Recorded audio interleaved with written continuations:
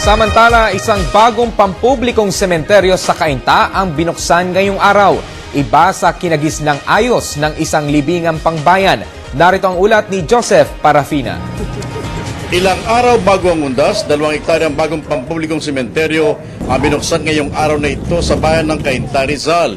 At sa darating na linggo, 4 na kaagad ang dito'y nakatakdang ilibing. Kakaiba ko ikukumpara sa ordinaryong libingang bayan ang hitsura nito. Mukhang kahit mag-uulan ngayong darating na undas, dito babahain. This is actually their needs, no? Based on the demands, mga request nila na magkaroon tayo ng public cemetery. Kaya ito ay produkto hindi ng Ilagan Administration kundi produkto ng taong bayan. Iba't ibang klaseng libing din ang dito'y available. Tulad ng apartment type na ito na sa halagang 8,500, 5 taon na ang kontrata mo dito. Mayroon ding mga bakante pa kung gusto mo naman, yung nakabaon ng pagkakalibing. Samantalang sa may gilid ng mga pader na ito, dito naman available ang mga mausoleo na medyo mahal nga lang ang sapat na kabayaran.